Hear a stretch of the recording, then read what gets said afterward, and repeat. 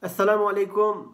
Qozog'istondagi Xitoyning zulmiga qarshi, vahshiy qirg'inchiligi va jinoyatlariga qarshi jasorati bilan qahramonlarcha inqilob qilayotgan, kurash qilayotgan, har kuni mushu ulug' oy, ulug' Ramazonlarda och, bir yoqdan roza tutib ibodat qilib, bir yoqdan kurash qilayotgan qahramon onalar.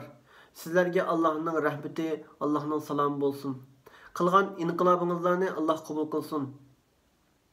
Biz bütün dünyadaki Şarkı Türkistanlıklar ve bütün dünyadaki barlıq Müslümanlar sizlerden kılayotgan faaliyetinizlerini kollaymiz, kuvvetlaymiz ve sizler için dua kılımız. Bu inqilabınızlardan kat'i boşaşmanızla, teximi tırışınızla Allah sizlerge güç kuvvet ata kılsın, iradanızlarını teximi güçlendirip versin. Ve barlıq Kazak, Kırgız ve barlıq Kazakistandaki kırındaşlarımız şu Kazakistan'da Xitayning zulmüne qarşı turayotgan, qo'ldan kelishcha kurash qilayotgan shu onlarimizni yolg'iz tashlab qo'ymangizlar. Bütün erkeklar, yoshlar, ayollar bu onlarimizni qo'llab-quvvatlab, bu onlarimizning sipiga qo'shilishingizni biz umid qilamiz, talab qilamiz.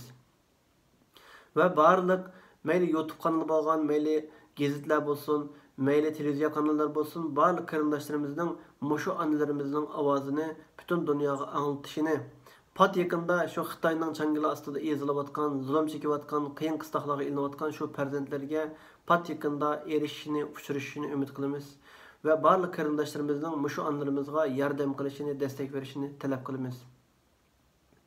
Allah sizlarning bu qadamingizlarni bo'shashtirib qo'ymasin.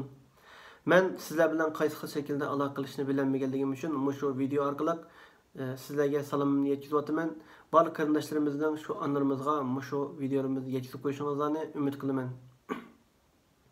Selamun aleyküm. Qozog'istonda Çin zulmüne karşı mücadele eden, bir yandan oruç tutarak, bir yandan Allah'a ibadet dua ederek, bir yandan her türlü imkansızlıklara, zorluklara rağmen mücadelesini devam ettiren Kazakistan vatandaşı olan Kazakistan'daki annelere Allah'ın güzel salamlarını, rahmetini, yardımını diliyorum. Ve bütün kardeşlerimizin bu Kazakistan'daki annelerimize destek olmalarını, sesini duyurmalarını rica ediyorum. Rabbimiz Allah en kısa zamanda Çin'in elinde işkence çeken, şehit olan bütün kardeşlerimizin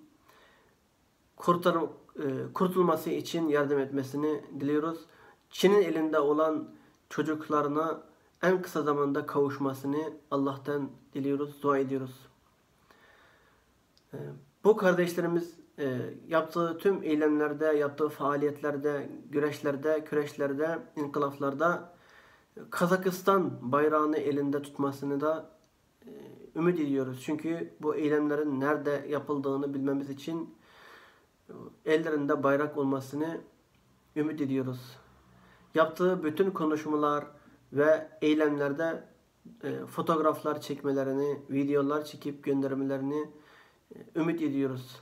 Allah bu mücadelenize kazanmanızı, daha da tüm dünyada destek almanızı, sesinizi tüm dünyaya duyurmanızı, en kısa zamanda Çin zulmünün, Çin soykırımının durdurulması için bütün kardeşlerimizin dua etmesini ümit ediyoruz. Allah hepinizden razı olsun. Allah'a emanet olun.